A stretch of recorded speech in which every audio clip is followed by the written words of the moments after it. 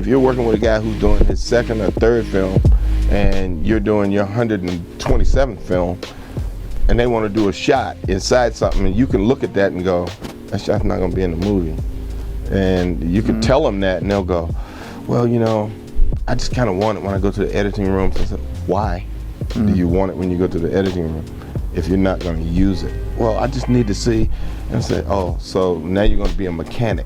So you shoot master, close, closer, over. If you're not going to use all that stuff, you're wasting my time, you're wasting the crew's time, you're beating down the other actors.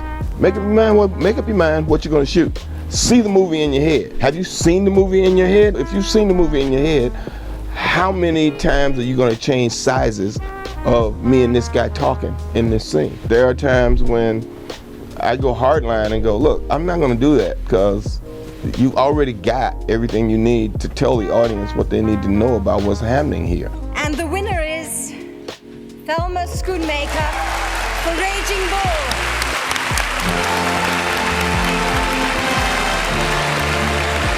Thank you very much. I'm very proud to have this. I want to thank, first of all, Marty Scorsese. He edited this film with me every minute of the time. Thelma Schoonmaker is one of the greatest editors of all time. She famously said that continuity is not important. And I totally agree with her. Now, the reason why continuity isn't important is because an interesting take, an interesting performance is way more important than the continuity of a shot. I think Scorsese, who Schoonmaker works with exclusively almost, is the master of coverage. And the reason he loves coverage is because he loves rapid fire dialogue. And if you're shooting a scene like this one, he said, no, you're going to tell me something today, tough guy. I said, all right, I'll tell you something. Go f*** your mother. Bing, pow, boom. You saw the paper, Anthony, my head was up like this. You need coverage. Your mother. So what's better? Is this better? Or is this better?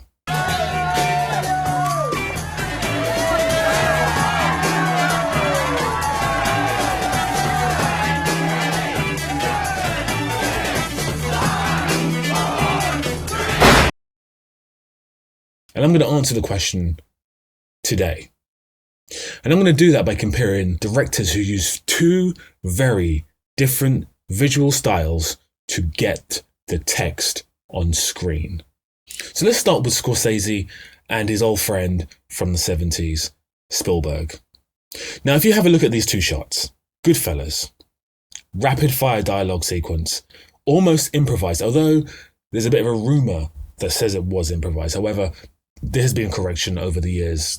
This was not improvised. The idea behind it was improvised. It's a true story that Joe Pesci heard, and he went ahead and retold the story in his own fashion. It was just me, Bob, and Joe. And Joe told a story about a time that he was in a restaurant and he said to some guy, well, that's really funny. And that guy just flipped and turned on him. But these were like real deal people. So Joe was telling that story, and Marty, being as creative as he is, he said, you know what? This would be a great place to put it where it turned out to be. What this scene really relies upon is the interaction between its two central characters, played by Ray Liotta and Joe Pesci. Now, just imagine this shot as a oneer or as a wide shot. We wouldn't get the reactions from this character. We wouldn't see the atmosphere in the club. We wouldn't see that this is a bustling nightclub.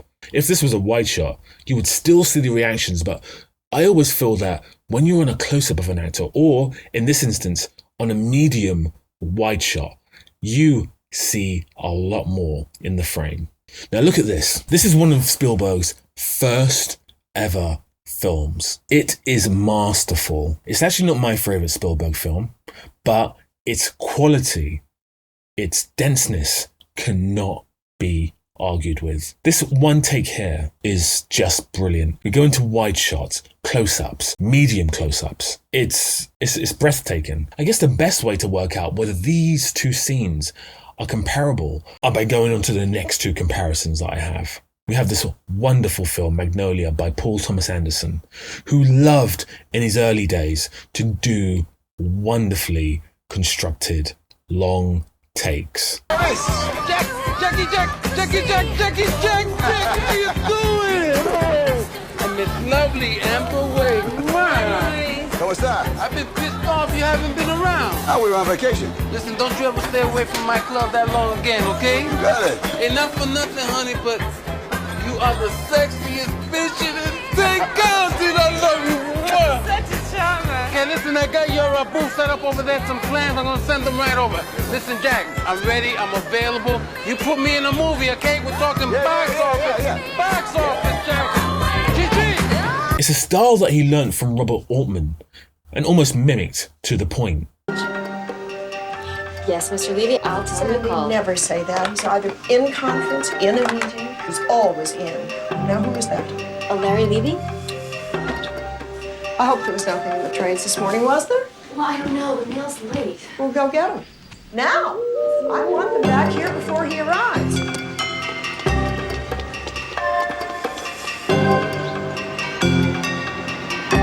In this particular film, there are a number of long tracking shots. Okay. Busted my ankle there. Okay, you gotta have that makeup later. Fix your hair, okay? Okay, it's really wet. There you are. Sorry we're late, sister. There you are. Oh, that's all right. Got caught in traffic. Looks okay. How you doing, Stanley? I'm fine. Yes? And on the other hand, you have the man who drives most actors crazy with his notoriously large amount of takes. I worked with him when he was blessedly still working in film, so he would do like 30 or 40, and you did like the first one where he was on digital, and I was working with a mutual friend of ours in China, and we were getting emails from Mark saying like, we just passed number 80, and I just heard him say like, erase the first 35 or something like that. He was like in despair. And in this scene from The Social Network, which starts the film, we have this amazingly written dialogue by Aaron Sorkin. And Aaron Sorkin, being one of the greatest dialogue writers of all time, some people do dislike his work. They feel like, most voices feel like they're the same. I tend to find his work to be majestic. And this is the first scene of The Social Network. It is a long scene with the two central characters in the film are having a very back and forth conversation. Would this shot work as a wide shot, or would it work as the camera revolving around the actors? I think you'll find the answer is most definitely no to those two questions. This particular scene with such wonderfully constructed dialogue really requires the back and forth between these two actors. A wide shot would give you nothing. It really would give you nothing. It may come across a bit stagey, a bit like a play. What Fincher is wonderful at is in the edit having so many angles, so much coverage that allows him to pick out the best moments, the best takes, and work out in post-production whether a close-up, a medium, or a wide shot, or a two-shot are going to work best for that dramatic moment. And this is a great example, and Fincher is a great example of coverage being a fantastic thing, because if you shot this scene with just 5 takes on a wide shot, what would you cut to? $5 PC. Or you get into a final club. Or I get into a final club. You know, from a woman's perspective, sometimes not singing in an a cappella group is a good thing. This is serious. On the other hand, I do like guys who wrote crew. Well, I can't do that. I was kidding. Yes, I got nothing wrong with the test. Have you ever tried? I'm trying right now. To row crew? To get into a final club. To row crew? No, are you like, whatever, delusional? Maybe it's just sometimes you say 2 things at once, I'm not sure which one I'm supposed to be aiming at. But you've seen guys who row crew, right? No. Okay, well, they're bigger than me. They're world-class athletes. And a second ago you said you like guys who row crew, so I assumed you had met one. I guess I just meant I like the idea of it, you know, the way a girl likes cowboys. With such complex and long dialogue, how would you get this in one shot? I mean, it's not impossible, but would it be worth it? This shot from the film Shame by Steve McQueen was done as a continuously wide shot. And it is fantastic. It's almost the same length as The Social Network's opening scene. And quite frankly, it's almost as good. So it's not to say that you can't do the two methods. It's not to say that coverage is bad and getting a wide shot is good, and vice versa.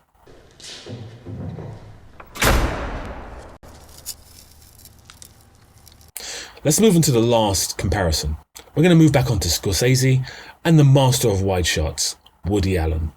Now, Joe Pesci is the master of ad-lib, and Robert De Niro isn't far behind him. So for this sequence, Scorsese again gets coverage, because he knows that these two actors are going to be going back and forth, and because it's unscripted, there may be moments that are said in one take that are not in the other. So he made sure he gets enough coverage of this scene, so in the edit, Thelma Schoonmaker can work with the footage and make it into a cohesive scene. Because he never shoots an improvisation scene unless he has two cameras, and the camera has to be locked down. You can't have any camera movement, it makes it too difficult for the editor.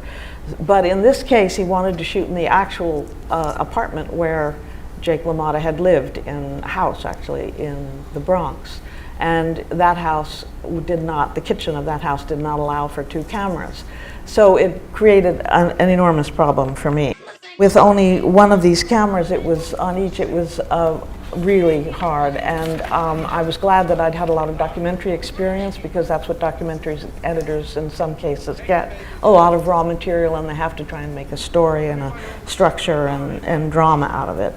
Notice at the very end that Joe Pesci's wife felt she wanted to improvise a little, so she dared to open her mouth, and it gave Pesci a wonderful opportunity to show more of the brutal characteristic of these two husbands, which is that they treat their wives terribly.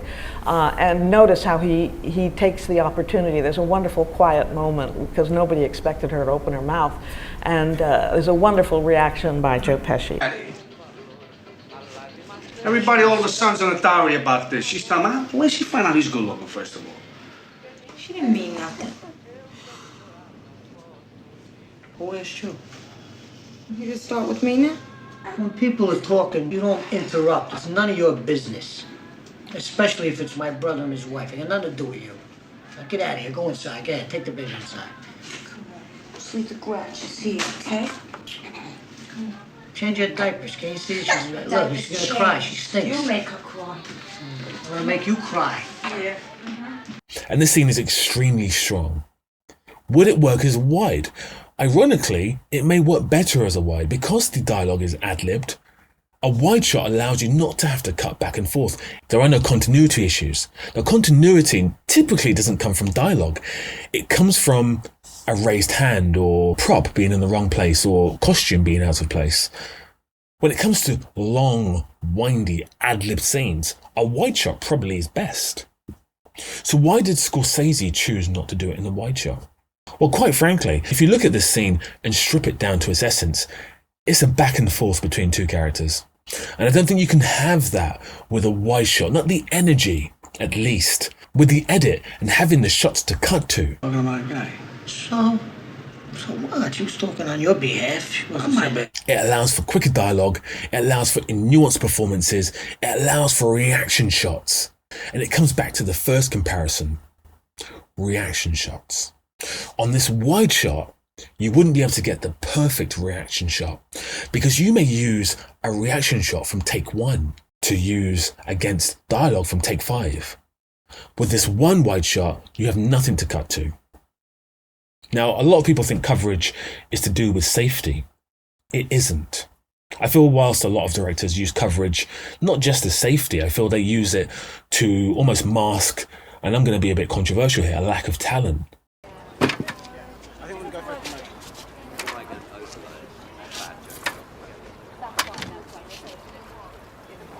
So this is Queen. And you must be Freddie Mercury. Some directors use it correctly. And one director who knows how to use a wide shot perfectly is Woody Allen. large sock with horse manure in it. Which he uses essentially What do you do when you get stuck on a movie line with a guy like this behind you? Wait a minute, why can't I give my opinion? This is a free country? He can give you. You have to give it so loud. I mean, aren't you ashamed to pontificate like that? And the funny part of it is, Marshall McLuhan, you don't know anything about Marshall McLuhan's work. Really? I happen to teach a class at Columbia called TV, Media, and Culture. So I think that my insights into Mr. McLuhan, well, have a great deal of validity. Oh, do you? Yeah. Well, that's funny because I happen to have Mr. McLuhan right here. So, yeah, just let me come over here a second. Oh, Tell him. I heard what you were saying. You know nothing of my work. You mean my whole fallacy is wrong. How you ever got to teach a course in anything is totally amazing. Boy, if life were only like this. Now, how do you use a wide shot perfectly? For me, it's all to do with blocking. How an actor is blocked, how actors are blocked on screen.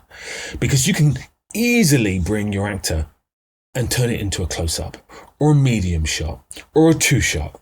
And this is what Spielberg does perfectly. Consistently moving between wides, mediums, close-ups, even close-ups of objects. It is, again, majestic. So which one is the correct way of doing things? I think you can tell from the tone of my voice that neither are the correct way of doing things.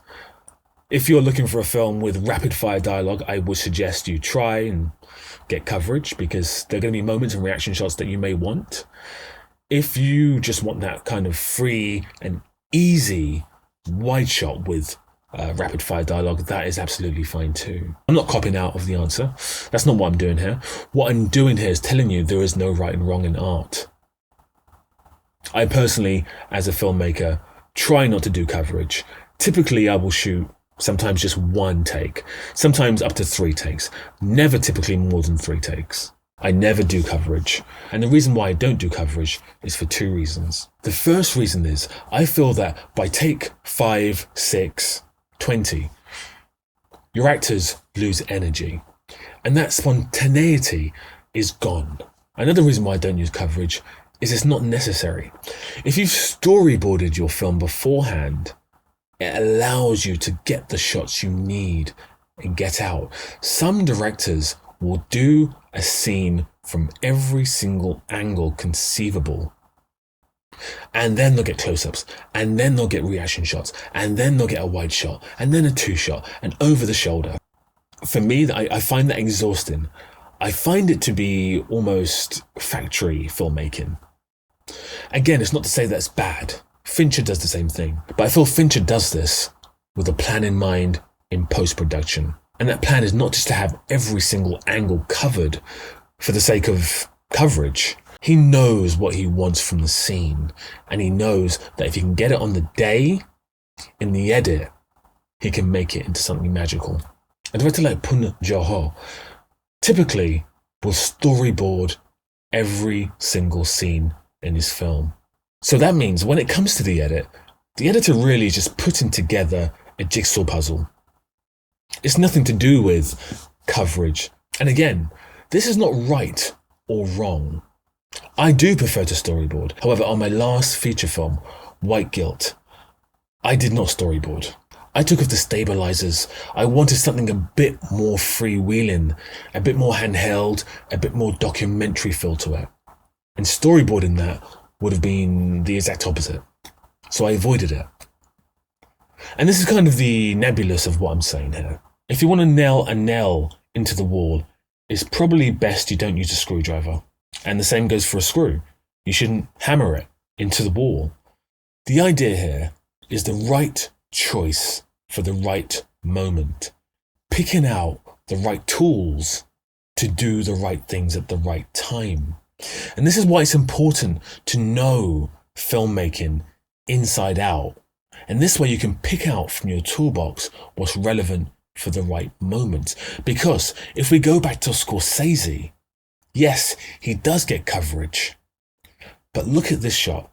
This is one of the greatest tracking shots of all time. It's easier than leaving it at a garage and waiting. It's a lot quicker that way. You know what I mean? Huh?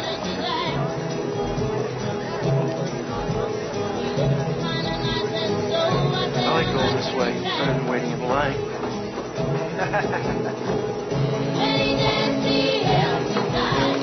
doing, man? Good, good.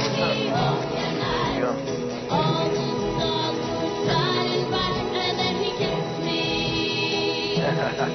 How you doing, Gino? How are you? Good, good. Hey. Every time I come here, every time you do, what you want?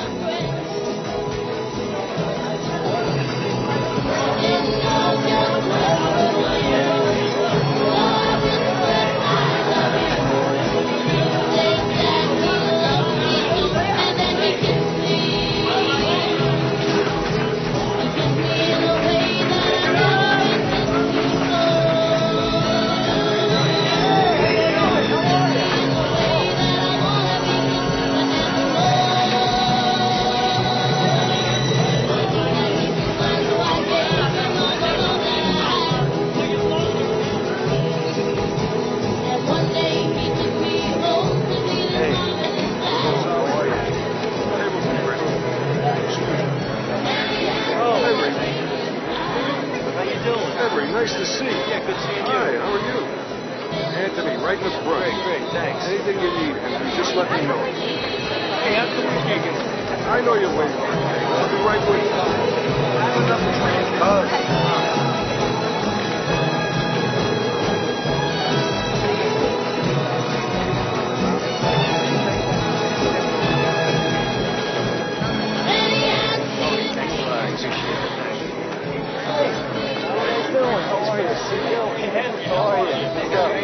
Good. How you doing? Gave him $20 each. All right. Henry, this is what Mr. told me over there. Where? Over there. Oh, thanks so much, Tony. Thank you. Salute. And it has zero coverage. If you look at David Fincher here, he typically doesn't move the camera ever. But look at these fast cuts. You can tell this is storyboarded.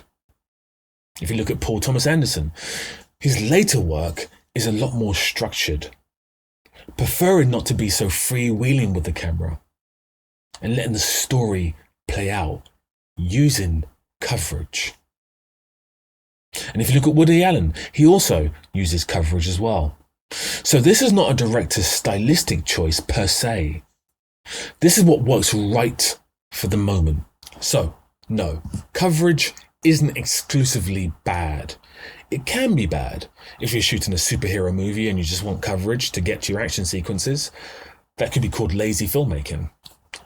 But it isn't exclusively bad. Are wide shots bad? Are tracking shots bad? None of it is bad. It's all part of filmmaking. And how you choose to use it is either good or bad. Now, if you haven't subscribed to this channel, please do subscribe. I'm a filmmaker and I love talking about film. And I would love if you could join me on this journey. This is a bit more of a educational, serious video about filmmaking. If you watch my other videos about filmmaking, you might have more fun and or less fun. And if you were to click over here, right here, you would see that there's another video about filmmaking. And if you were to click on this over here, you'll be able to subscribe to me.